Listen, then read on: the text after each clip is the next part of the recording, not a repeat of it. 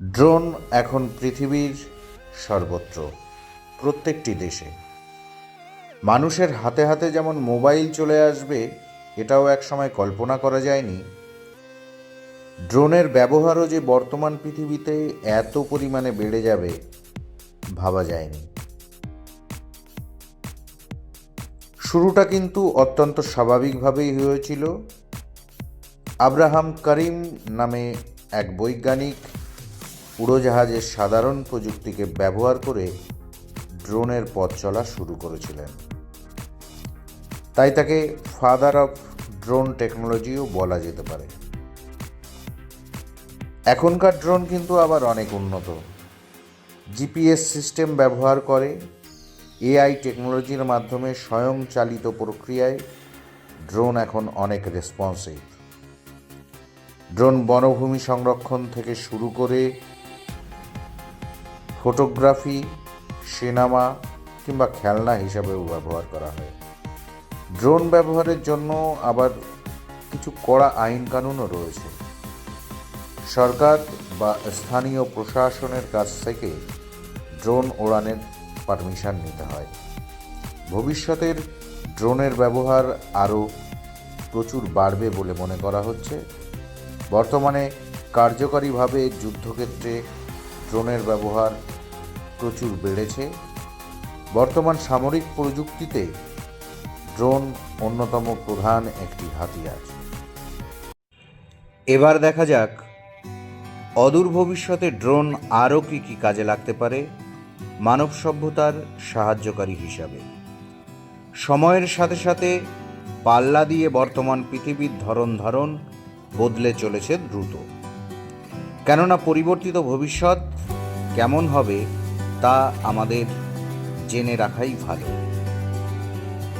Photography ও ভিডিওগ্রাফির দুনিয়ায় drone কিন্তু অপরিহার্য। ভেবে দেখো কোনো পুরনো হলিউড মুভির কথা। হয়তো একটা দারুণ এরিয়াল শট নেবার জন্য ভাড়া করতে হয়েছিল হেলিকপ্টারকে, কিন্তু আজ ড্রোনের দৌলতে প্রায় বিনামূল্যে সিনেমার পরিচালক হয়তো সেই শটটি তৈরি করে ফেললেন। দিন দিন বেড়ে চলেছে পৃথিবীর জনসংখ্যা। সেই বাড়তি জনসংখ্যার চাপে পৃথিবীর খাদ্য ভবিষ্যৎ কেমন হবে তা নিয়ে চিন্তায় শেষ নেই।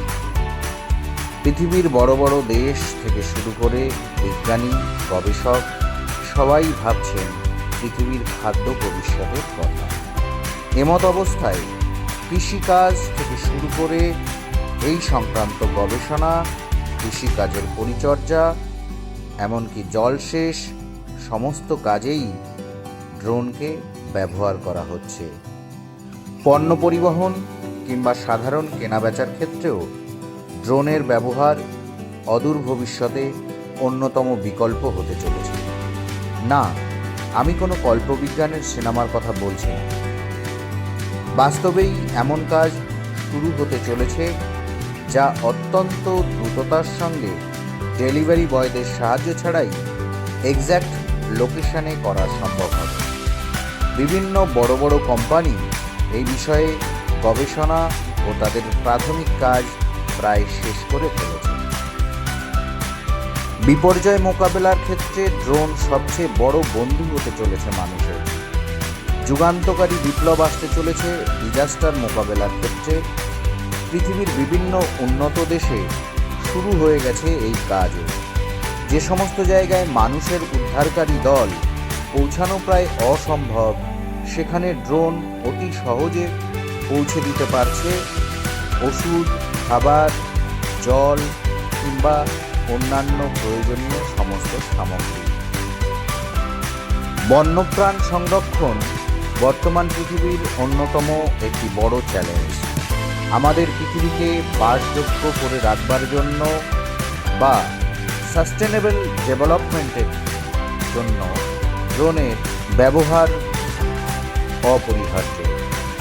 ওয়াইল্ড লাইফ বা বন্যপ্রাণ সংরক্ষণের ক্ষেত্রে অভূতপূর্ব পরিবর্তন আনা যেতে পারে ড্রোন ব্যবহার করে।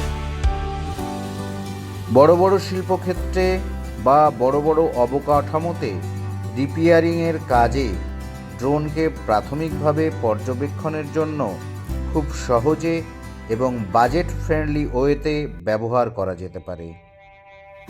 বড় বড় ব্রিজ, মনুমেন্ট কিংবা হাই টেনশন যে সমস্ত বৈদ্যুতিক তার রয়েছে সেগুলির কোনো ক্ষতিগ্রস্ত জায়গায় মেরামতের জন্য হাই রেজুলেশন ছবি তুলে ড্রোন সাহায্য করতে পারে ইঞ্জিনিয়ারদের।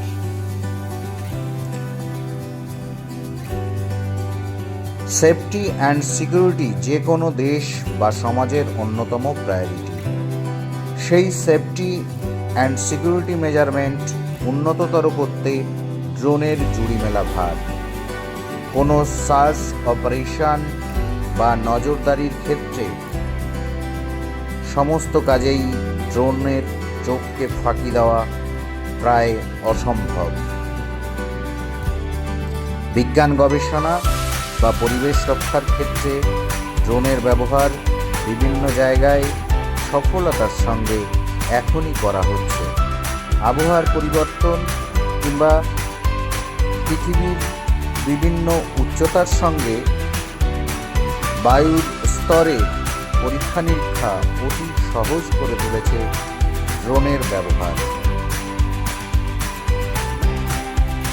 ফুটবল, ক্রিকেট কিংবা অন্যান্য খেলাধুলায় ড্রোন ক্যামেরার ব্যবহার এখনই বহুল প্রচলিত। ভবিষ্যতে এই প্রবণতা আরও বাড়বে বলে মনে হয়। স্পোর্টস কভারেজ এমন এক পর্যায়ে পৌঁছে গেছে এখন দূর কোনো দেশের টেলিভিশনে চোখ রেখেও দর্শক নিজেকে মনে করতে পারেন তিনি খেলার মাঠেই উপস্থিত রয়েছেন। সাইক্লিং কিংবা রেসিং বা ম্যারাথনের ক্ষেত্রে ড্রোন ক্যামেরাই একমাত্র উপযোগী সাধন তার কভারেজের